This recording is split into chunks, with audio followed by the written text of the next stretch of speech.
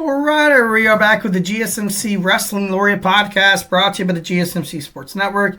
I'm your favorite wrestling fan here, Eric Rodriguez, every Monday through Friday, 8 p.m. Pacific Time, 11 p.m. Eastern Time, here to talk about the greatest thing in the world, professional wrestling. We talk about all the action inside and outside of the ring, backstage curtain calls, rumored dramas, and, superstar inactive statuses, injuries, and updates.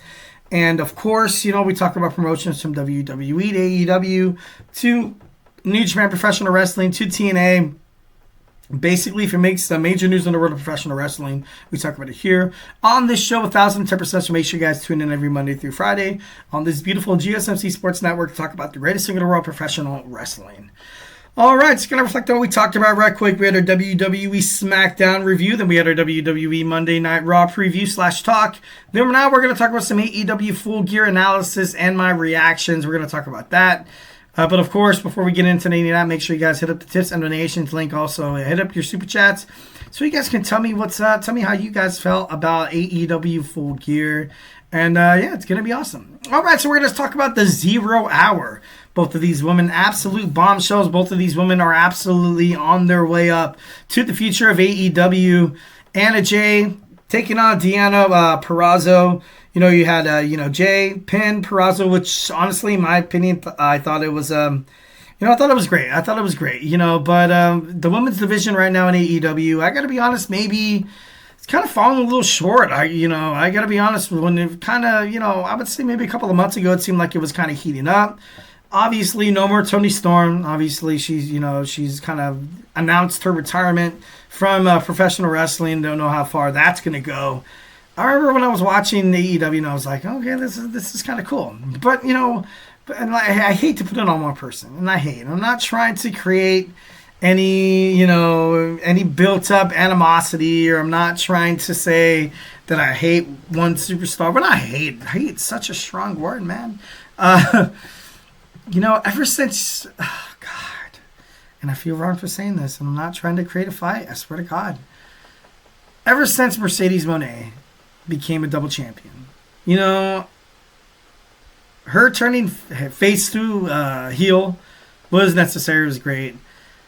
I would have loved to see her drop the title against Dr. Britt Baker. I thought that would have been a great move. I feel like ever since you saw Mercedes Moné kind of come into the women's division, now it feels like Tony Khan is doing everything he can in terms of that division to pander to her, make her look strong, make her look absolutely successful, make her look like something that she's obviously, kind of with her head up her own butt. The way she kind of, depicts herself, the way she kind of sees herself as the greatest wrestler in women's division history, which obviously is kind of which is kind of a spin. I'm not saying she's not great. I'm not saying she doesn't deserve flowers. But ever since it feels like, Mercedes Moné signed with AEW, Tony Khan has been doing everything in his power to make sure this girl's feel comfortable, to make sure this girl feels like she's on top of the world, to make sure this girl is the highest paid women's wrestler inside the world of professional wrestling. But ultimately, just to make her happy. Like, he's doing everything to make her happy. Like, like we're gonna talk about this later on in the segment. The TBS Championship was the match before the main event. I don't see that why that was the case. I felt like the Swerve Strickland and Bobby Lashley could have definitely beat that out. I felt like Switchblade Jay White and Hangman Adam Page's match could have been the match before the main event. But you have Mercedes Moné, and like I said, I'm not trying to throw any hate, not trying to throw out any reluctance, and I'm not hating on her whatsoever, because I feel like she is truly talented, and I feel like AEW did, the moment that they signed her was great for their wrestling promotion. But at this point, I guess I'm saying like maybe they're trying a little bit too hard. Maybe they're trying a little bit too hard to kind of ultimately promote Mercedes Moné to the point where you had Willow Nightingale. I felt like the women's division, when Willow Nightingale was a TBS champion, was better because you had her going up against matches like I think it was like Sky Blue, and you had her going again like in hardcore matches, and it's just like, I don't know. I feel like the women's division, it's good with Mercedes Moné, but then again at the same time it's it's like a double-edged sword. But ultimately, Deonna Purrazzo, it was nice to see her pick up the victory. Ultimately, I thought it was, pretty cool to kind of see her, kind of get into it. So, definitely love Anna Jay. Definitely love she was able to defeat Deonna Purrazzo. Next, we have Next, we have Dante Martin versus Commander versus Buddy Matthews versus the Beast Mortos on a fatal 4-way match. I love myself some fatal 4-way matches. First and foremost, I got to be honest. Matthews was able to defeat Martin, Mortos, and Commander. I got to be honest. You kind of saw Buddy Matthews. Not, he kind of turned babyface. No, I'm not saying House of Black is turned babyface after this whole thing with them and Adam Cole. But, right now, Buddy Matthews, no one really knows what's going to happen with Malachi Black. People are anticipating him leaving AEW to the point where maybe Buddy Matthews is like, all right, now I got to start building momentum for my own career, because once you kind of leave, a prestigious, a successful faction, a feared faction like the House of Black, you kind of go out into the wrestling world and kind of be like, all right, now I kind of have to watch my own arse here. I kind of have to go out there. I kind of have to, establish myself as a singles wrestler. And you had, two big names, two amazing names. You had, the Beast Mortos, and you had Commander. Then you had a young rising star like Dante Martin. The match won by Buddy Matthews, obviously, I feel like was a great way to, was a great way to kind of establish Buddy Matthews as maybe a future TNT World Champion. So, definitely love seeing Buddy kind of come out of that. Next, we have Big Boom. We have Big Boom AJ taking on QT Marshall. And this match was, it was one of those matches, obviously, when it comes to pay-per-views or PLEs, in any World Wrestling promotion, like we saw in WCW in the past, like in WWF/WWE. The Rizzler, dude, hitting that spear, creating a buzz all around the matchup. Everybody was super excited. Oh my god, it was in my opinion, I thought it was dumb. I gotta be honest. As a World Wrestling Federation fan, I was like, or promotion, sorry, excuse me, I don't mean World Wrestling Federation, because, not trying to get sued. I'm just kidding. No, but as a wrestling fan, I gotta be honest, now it's all over social media. It's all over social media. You have everybody, oh my god, the Riz, a Big Justice with the spear. I don't know. I wasn't really, maybe I'm being a hater, I guess you could say, but right now I was kind of like, you know what? I am trying to enjoy some professional wrestling. I'm trying to enjoy something that I love watching on Saturdays and Sundays, where I have to pay money to watch this. And you see, the Rizzler and Big Justice spear the hell out of somebody, and I'm like, whoa, what the hell just happened? I get the entertainment aspect of it. I get it. I'm not a hater. Well, just a little bit. But ultimately, you saw Big Boom AJ defeat Marshall. But it was it was kind of crazy. It was interesting. Next, we have the champagne celebration between Mina Shirakawa and the AEW World Women's Champion Mariah May. This promo obviously was definitely one of the best of the night. Mina Shirakawa right now is kind of on this momentum build toward, she's on this momentum to, I feel like she's going to be the face of AEW. I don't know why. She would make an amazing AEW World Champion. I would love, I love Mariah May. She's great. She's cool. She's very talented inside the ring. She's, she has that bad, she has that bad girl mentality, and I don't mean to sound weird, but she has that mentality where she could definitely, as a heel, everybody absolutely hates her. And her, kind of turning her back on Mina Shirakawa, her only friend, when you saw her dethrone Toni Storm for that AEW World Women's Championship. And now you're kind of left on your own. You know what I mean? Why she did it so early, I don't understand. But with their Tony Khan's new new partnership with New Japan Professional Wrestling, especially, when it comes to that, Japanese professional wrestling in terms of Stardom, also the CMLL, Ring of Honor, it's important to kind of broadcast and to kind of promote some of these young Asian wrestlers, like Mina Shirakawa, like the AEW International Champion Konosuke Takeshita. It's absolutely, it's the perfect time to do so. It's absolutely 1,010% the perfect time to do so. And, Mina Shirakawa, every single time she comes out, the fans obviously adore her. They love her. And obviously for reasons which are for professional wrestling reasons. I hope that's exactly what what people were trying to say. Obviously, you saw last week on Dynamite when her and who's that other girl? I can't even think of her name right now. But, it was just Harley Quinn. No. She was trying to be, she's the Harley Quinn of AEW Dynamite, Rampage, and Collision. I can't think of her name right now.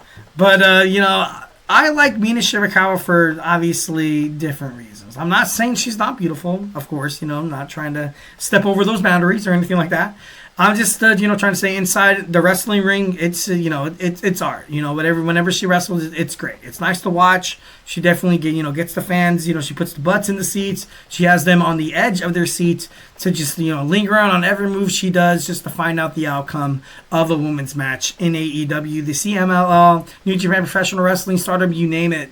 Mina Shirakawa would absolutely do wonders as the face of the AEW World Women's Championship division. So, I'm all for it. I definitely think it's going to be great for her. All right, Will Ospreay going up against Kyle Fletcher. This match, much to my chagrin, I got to be honest, the right person won. You saw Kyle Fletcher pick up the victory against Will Ospreay. And recently you saw, Kyle Fletcher kind of, turn his back on Will Ospreay, which was exactly what you should have done. Will obviously leaving the Don Callis family, leaving a lot of questions.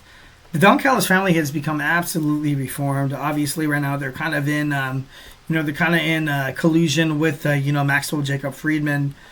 But it was a perfect time to put Kyle Fletcher over Will Ospreay. I feel like this, this match hit all the moves. Definitely love how they were hitting the Tiger Driver at 96.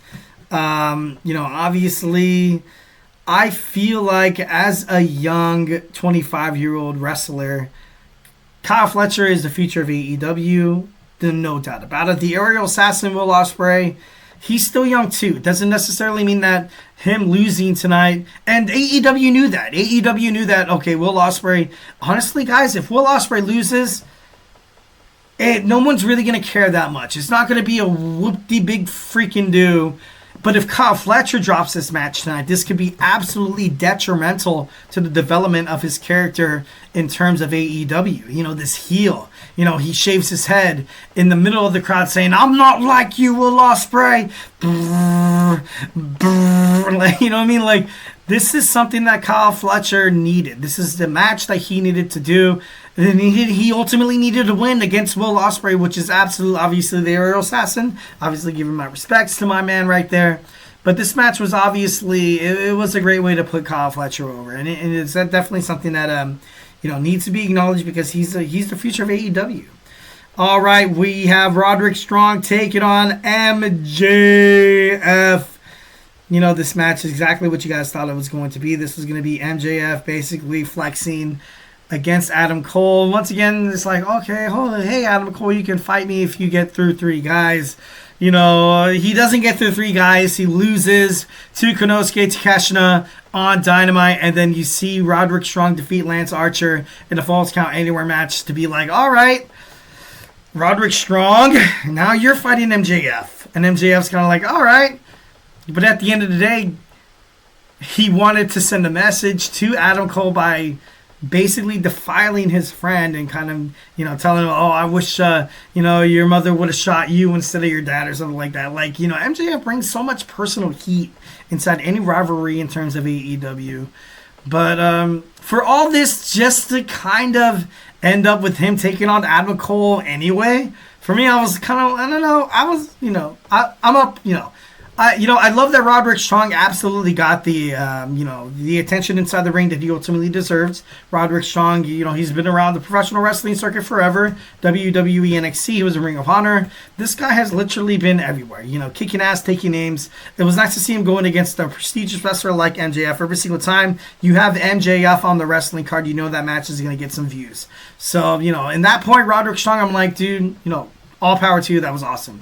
But this match obviously was, you always knew it was going to be won by MJF. But, it is what it is. And, now he's going to fight Adam Cole, which he could have fought him anyway. But, it's all part of the plan. It's all part of the plan, guys. All right, guys. Now we have Bobby Lashley of the Hurt Syndicate taking on Swerve Strickland. Swerve. Skirt. This match, obviously, Bobby Lashley was able to defeat Swerve Strickland. I thought this match was, for the longest, I love the way Bobby Lashley made his way in AEW. I felt like he really didn't belong anywhere else besides AEW. But now that he is, his first match, he fought, two people, some guy named Cheeseburger in a squash match. Like, that didn't piss me off. That didn't really piss me off. This match with Swerve Strickland where, you kind of had Swerve, it's not like Bobby Lashley, it's not like he won cleanly, And I feel like it hurts Bobby. It does hurt Bobby. I feel like at the end of the day, it kind of hurts Swerve as well. So for me, I feel like this match was, it was all right, but like I said, it's my opinion, 1,010%. But, the Hurt Syndicate right now, it's, I don't know. It's it's kind of crazy with the whole Prince Nana thing. Like, I get it, and I definitely love Swerve's entrance. I thought that was pretty badass. And Swerve, obviously the future of AEW, definitely one of the young rising stars. And running short of this segment, so I got to wrap this up. Switchblade Jay White defeats Hangman Adam Page, which in my opinion, I'm like, all right. Okay, so now you have this guy absolutely digging it. This guy's, obviously making a Game 7 out of this guy. No more, this is Hangman Adam Page's Achilles heel right now. He cannot defeat the Switchblade Jay White, and he was able to defeat Hangman Adam Page. Next, you see Ricochet take on Konosuke Takeshita for the AEW International Championship. You had Takeshita, obviously, maintain the championship, which I definitely thought he needed. Daniel Garcia is able to defeat Jack Perry, the scapegoat for the AEW TNT Championship. Just kind of keep this brief, but Daniel Garcia needed this. This was, exactly what his babyface turn was going to head into. They signed him to a new contract, and now, Jack Perry, once again, kind of proving that he's willing to do anything to kind of promote young talent. And, I feel for Jack Perry. Like, for the longest time, I got to be honest, I kind of had him on my hate burner a little bit in terms of in professional wrestling. But, I've kind of warmed up to him. And, I feel like this isn't going to burden him. I feel like he's going to find his way back to championship title contention, whether if it's AEW, Ring of Honor, or anything like that. But Jack Perry's going to be back in this main event spot. You had a Private Party win in this amazing, World Tag Team Championship Fatal 4-Way match. So I thought that was cool. Mercedes Moné successfully retains her AEW TBS Championship against Chris Statlander at the end of the match. She said in a press conference, she said, she pushed me to my limit. It was probably the most challenged I've ever been. Whoop-de-freaking-do. I wanted to see Chris Statlander win this match. Jon Moxley defeats freshly squeezed Orange Cassidy, and they will continue to run rampant all over AEW, Dynamite, Collision, and Rampage. So all in all, out of 5 stars, I give it a 4.5. I love the fact that they have match after match after match. Every title is going to be contended. And, that I don't know why. I think AEW, in terms of pay-per-view, blow WWE out the water, but that's my opinion, 1,010%. Besides SummerSlam, WrestleMania, and Royal Rumble. Survivor Series, hit or miss. It all depends on the Survivor Series War Games match. But, overall, I feel like AEW does a, pretty damn good job. All right, guys, so do not go anywhere. Our next segment, we're going to talk about Jade Cargill being written off of WWE, her neck injury and back injury. Is it real? Is it kayfabe? Or are they just trying to, manipulate us and try to do what they do and squeeze all our emotions out as wrestling fans just so we can hinder to every single promo and thing that WWE posts on social media or on their episodes of SmackDown or Raw? So we're going to talk about that when we come back. So, hey, do not go anywhere.